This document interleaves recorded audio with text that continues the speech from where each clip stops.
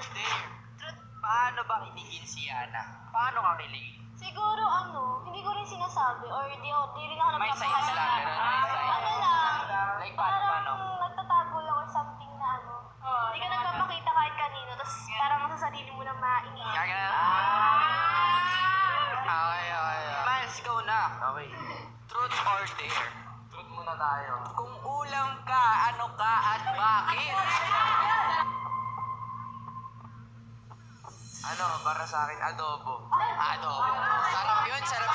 Bakit? Kasi una-una sa lahat, yun yung pambansang ulam sa Pilipinas. Tapos pangalawa, habang tumatagal, pasarap ng pasarap.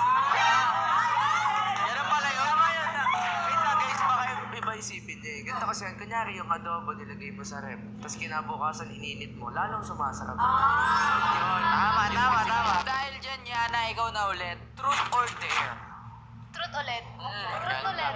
Kung flavor ka ng drink sa Starbucks, ano ka at bakit? Strawberry. Bakit? Eh, lagi namin ino-order. Binibili. Yung pala yun. Ikaw, Miles, truth or dare? Truth pa din. Truth pa din. Oy, kung flavor ka ng drink sa Starbucks, ano ka at bakit? Siguro alam na to na lahat guys, matcha.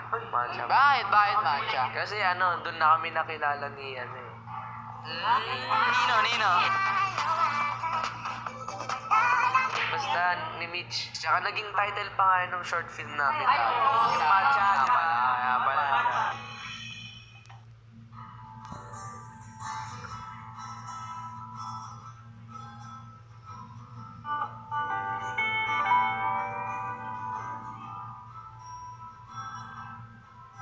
Dahil dyan, Yana, truth or dare? Truth ulit. Truth ulit. Okay, ito, Yana. Para sa'yo, ano ang assurance sa love? Ay. Parang kunyari, may nagtampo sa inyo, tapos parang susuyuin mo ata siya or bibigyan mo siya ng assurance para hindi siya mag-overthink or something na masasira yung relationship niyo. Dahil dyan, Miles, ikaw na ulit. Truth or dare? Dahil last na to, magtutruth pa rin ako. Okay, yun. Ulit. Para sa'yo, ano ang assurance sa love? Para sa akin yung assurance is pagbibigay ng update sa partner mo. Kung ano yung nangyayari sa buhay mo sa araw-araw, ayun. And kahit na, alam mo na, kahit nag-switch love team kami ni Hana, si Mitch pa din yung bibigyan ko ng assurance, di ba Mitch? Diba?